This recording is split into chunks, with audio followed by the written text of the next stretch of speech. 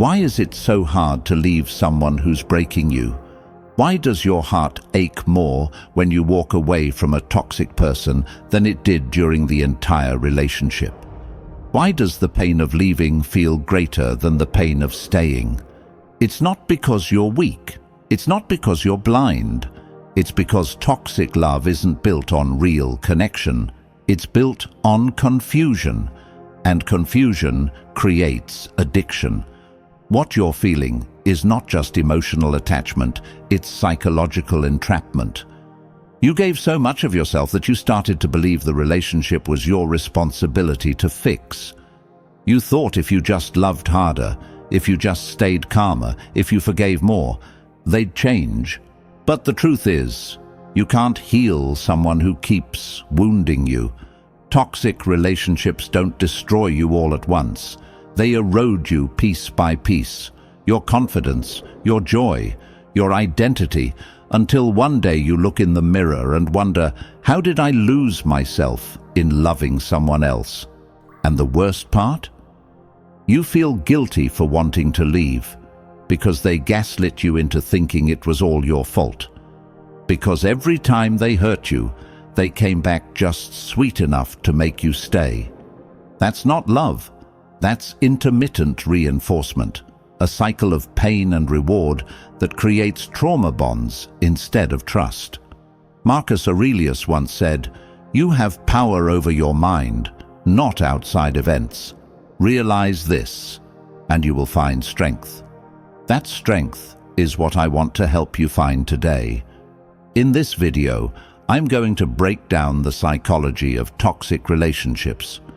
We'll talk about why they feel so hard to leave, the science behind emotional manipulation, and most importantly, how to break free with your dignity, power, and peace. You don't just need to walk away, you need to wake up. You need to stop normalizing pain and start choosing yourself. Every tip in this video is designed to rebuild the parts of you they tried to tear down. I want you to drop this affirmation in the comments right now before we begin. I deserve peace more than I fear being alone. Let's dive in. Number 1, intermittent reinforcement, the most dangerous hook. The most powerful drug in a toxic relationship isn't love, it's unpredictability. You never know what version of them you're going to get. One day, they're sweet, attentive, charming. The next, distant, cold, cruel. And that emotional roller coaster doesn't just hurt you, it wires your brain for obsession. This is called intermittent reinforcement, and psychologists agree it's the same mechanism that keeps people addicted to slot machines. It's the inconsistent reward that makes you crave their validation even more. You become addicted not to the person, but to the hope that today might be the day they finally love you right. This creates a cycle. They hurt you. You stay.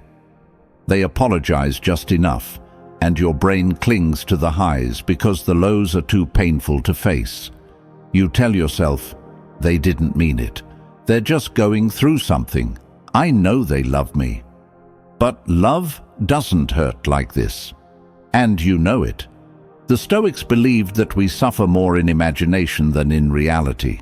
Seneca once said, "We are more often frightened than hurt, and we suffer more in imagination than in reality." That quote perfectly explains how toxic relationships trap us, not because they're constantly awful, but because we fear the loss of the person we think they could become more than we fear the pain they cause today. You keep waiting for the better version of them to return, but that version is only a tool. They use it to keep you tethered to a hope that never lasts. When someone gives you emotional whiplash, that's not passion. That's manipulation. That's trauma bonding. That's the most effective form of control, and the hardest one to break, because it doesn't feel like abuse. It feels like confusion, and confusion breeds attachment. Your brain thinks, if I just figure this out, I'll finally earn their love. But that's not your job. You're not in this relationship to solve them. You're here to save yourself. I want you to drop this affirmation in the comments if this speaks to you. I'm no longer addicted to almost love. Remember, consistency is a sign of emotional maturity. If someone keeps showing you different versions of themselves to keep you guessing, it's not love, it's control. Number 2, gaslighting. When you start questioning your own reality.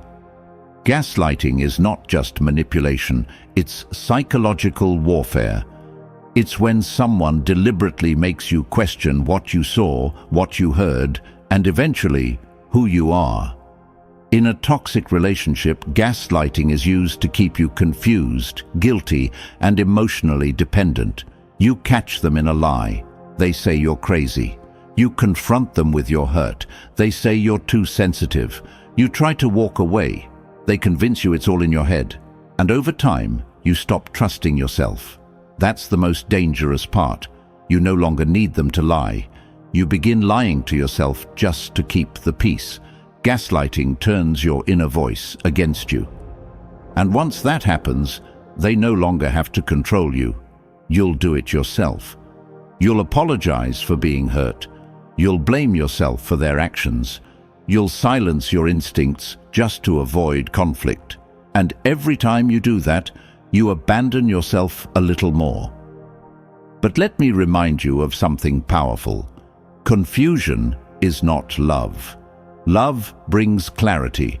Manipulation brings fog. And when someone clouds your reality to maintain control, they're not trying to love you, they're trying to own you.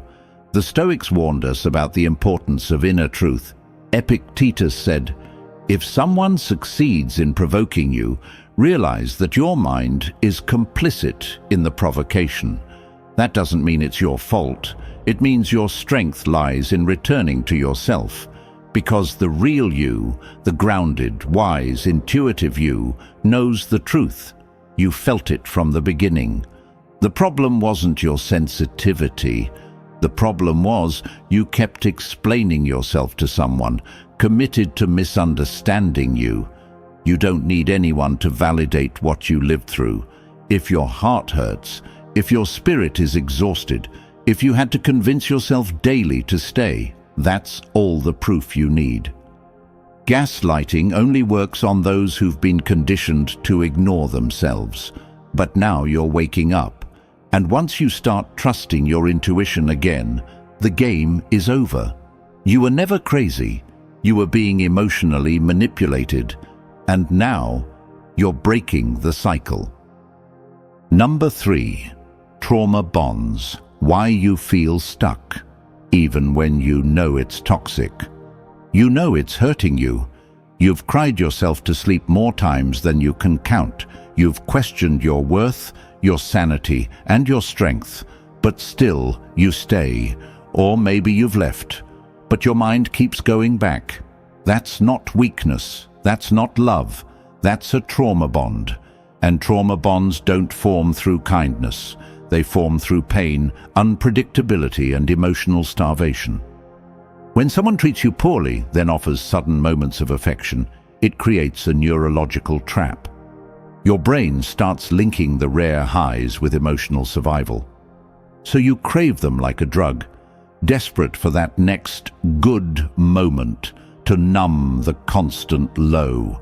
This is the cycle that breaks people. The toxic person mistreats you, then becomes the only source of temporary relief, and you start believing you need them to feel okay again. It's like your mind has been hijacked. But it hasn't been hijacked by love. It's been hijacked by inconsistency. And that's why leaving hurts so much. Because when you walk away from a trauma bond, your brain doesn't just miss the person. It goes through withdrawal, like detoxing from poison. You shake, you cry, you question everything. But don't confuse pain with mistake. Breaking a trauma bond will hurt, but staying in it will destroy you. The Stoics understood this. Seneca said, "It is not that we are given a short life, but we make it short by wasting time. Every day spent trapped in emotional chaos is time stolen from your peace, your growth, your future. You're not obligated to stay loyal to someone who feeds on your insecurity. You don't have to wait until you're fully healed to leave. Sometimes leaving is what starts the healing." The truth is, trauma bonds aren't about love. They're about survival. They're forged when your nervous system starts associating safety with someone who actually causes danger. But you don't have to live in survival mode forever. You don't have to keep explaining your pain to someone who thrives on your silence. You don't have to shrink just to be tolerated. You're allowed to outgrow the very people who once made you feel seen, because real love doesn't make you feel broken in order to feel chosen. Your freedom starts the moment you stop calling dysfunction normal. You were made for more than cycles of false hope and quiet suffering. Number 4. Fear of being alone. The trap that keeps you settling. This is the one nobody wants to admit, but it's real. One of the biggest reasons we stay in toxic relationships is because deep down we're afraid of being alone. Not because we don't know we deserve better, but because the silence scares us. The empty space where there used to be, the texts, the calls, the drama, the chaos, it becomes part of your daily rhythm, and even though it hurts, it's familiar. It becomes a strange comfort. And that's the trap. Toxic people feed on that fear. They know you've built routines around them. They know you've made emotional investments. So when they give you just enough to keep you from walking away, they're not loving you. They're managing your fear. They're betting that your loneliness will keep you loyal. But here's the truth. Peace will always feel lonely at first when you've been used to emotional noise. And growth will always feel like abandonment when you've never been shown healthy love. Marcus Aurelius once said, "Nowhere can man find a quieter or more untroubled retreat than in his own soul." That's what you must reclaim. The problem isn't that you're alone. It's that you were never taught how to feel safe in your own presence. You weren't shown that solitude can be healing, not haunting. And when you learn that, when you start rebuilding your inner world, no one can use your loneliness against you ever again. Think about this. Would you rather be alone in peace or together in pain? Would you rather sleep beside someone who makes you feel invisible or stand by yourself, knowing you're finally rebuilding your self-worth? Being alone isn't the enemy. Being connected to someone who damages your soul, that's the real danger. You're not afraid of being alone. You're afraid of being forgotten. But brother, peace doesn't forget you. Purpose doesn't abandon you. And self-respect doesn't require you to beg. You were not born to tolerate chaos just to avoid silence. You were made for deeper love, and it starts with the love you give yourself in the quiet. Number 5. Identity erosion. When you lose yourself in the relationship. One of the most subtle but devastating effects of a toxic relationship is this: you stop recognizing yourself. Slowly, piece by piece, your identity is chipped away. You start adjusting your behavior just to avoid conflict. You stop doing things you love because they made you feel guilty. You silence your opinions, ignore your boundaries, and begin to question your worth, all to hold on to someone who was never holding on to you the same way. And what makes it more dangerous is that it doesn't happen all at once. It's a slow erosion. You don't even realize you've been disappearing until one day you look in the mirror and don't know who you are anymore. This is what toxic love does. It demands that you abandon yourself to stay connected to someone else. And the cost is massive. Your passions fade, your voice weakens, you become reactive instead of intentional. And the more you lose yourself, the harder it becomes to leave. because now you're not just attached to them, you're detached from you. The Stoics knew the value of protecting your inner self. Epictetus said, "Know first who you are, and then adorn yourself accordingly." But in toxic relationships, you're forced to adorn yourself in someone else's expectations. You wear masks to keep the peace. You minimize your needs. You become a version of yourself that fits inside their comfort zone, but never your own. Let me be clear. Real love never requires you to become less. It never asks you to shrink. The right person will challenge you, yes, but never erase you. If someone can't love you with a voice, with opinions, with boundaries, they don't love you. They love control. And brother, your identity is not negotiable. You don't have to keep compromising your soul just to be accepted. You were never meant to trade authenticity for attention. Healing begins when you stop asking, "How do I get them back?" and start asking, "How do I get myself back?" Because the most powerful love story you'll ever write is the one where you return to you. Number 6. The addiction to unpredictable love. This is the psychological weapon toxic relationships use most, and it's terrifyingly effective. Intermittent reinforcement is when someone gives you love, attention, or validation at unpredictable intervals. One day they're kind, present, loving. The next, they go cold, distant, even cruel. You never know what version of them you're going to get, and because of that inconsistency, your brain goes into overdrive. It craves the next high, the next good moment. You end up chasing love like a gambler at a slot machine, hooked on the possibility of a win, even when the losses keep stacking up. This is how emotional addiction is formed, not through consistency, through chaos. Psychologists say intermittent reinforcement is one of the strongest forms of conditioning known to the human mind. And toxic people, whether consciously or not, use it to keep you emotionally tethered. You stay not because they treat you well, but because you remember the version of them that did, and you keep hoping that version will come back. But the truth is, that version was just bait. And the longer you stay, the more your nervous system is rewired to accept inconsistency as love. That's not love. That's survival. Marcus Aurelius once wrote, "The impediment to action advances action. What stands in the way becomes the way." This is your call to stop waiting for the version of them that was never real. The unpredictability isn't a phase, it's the pattern, and as long as you stay in it, you will never feel safe, never feel grounded, never feel enough, because the game is rigged. You're being trained to settle for crumbs and call it a feast. It's time to break the addiction, not just to the person, but to the emotional roller coaster. You have to stop equating intensity with intimacy. Healthy love feels steady. It feels clear. It doesn't confuse you, punish you, or make you beg. You don't need to prove your worth to someone whose love feels like a test you keep failing.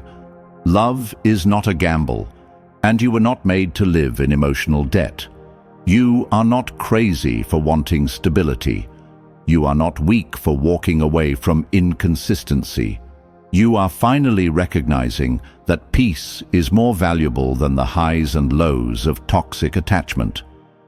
Number 7. When they make you doubt your own reality. This is one of the most dangerous weapons in a toxic relationship.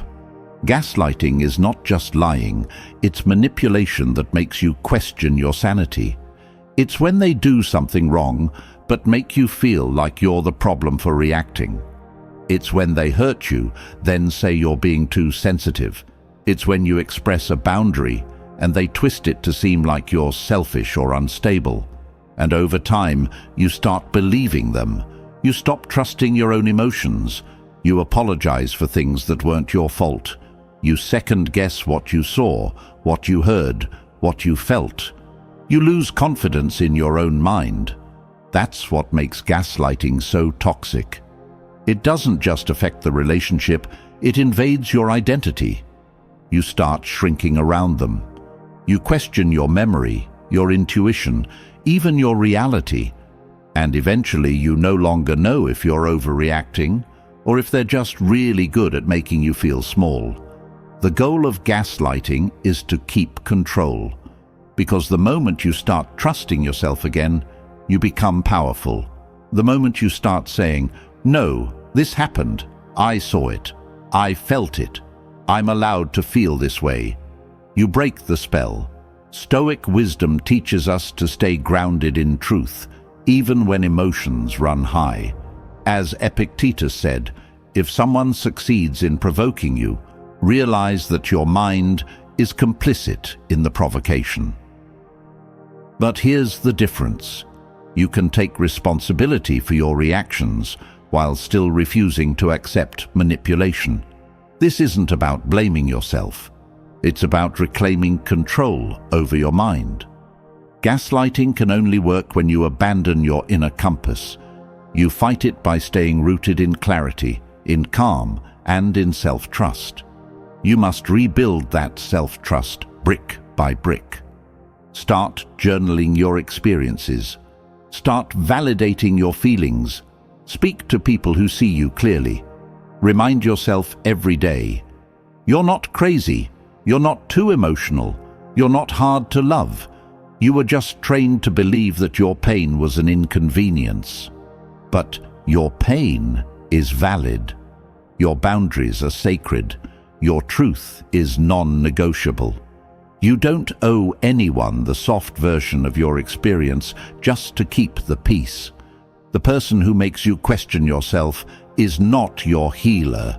They're the reason you need healing. You don't need to explain your truth to be free. You just need to own it. They tried to break you, not always with fists, but with silence, with confusion, with words that twisted your mind. They made you question your worth, your instincts, your memories. And yet, here you are, still standing, still healing, still reaching for truth. The hardest part of leaving a toxic relationship isn't walking away. It's walking back to yourself. It's realizing how much of your identity you gave away just to feel loved. It's mourning the version of you that accepted pain as normal. And it's forgiving yourself for not knowing better, because now you do. Seneca said, "We suffer more often in imagination than in reality." But today you stopped imagining a version of them that only lived in your hopes. You faced the truth. You exposed the cycles. And you've chosen something better, you. Toxic love conditions you to accept less.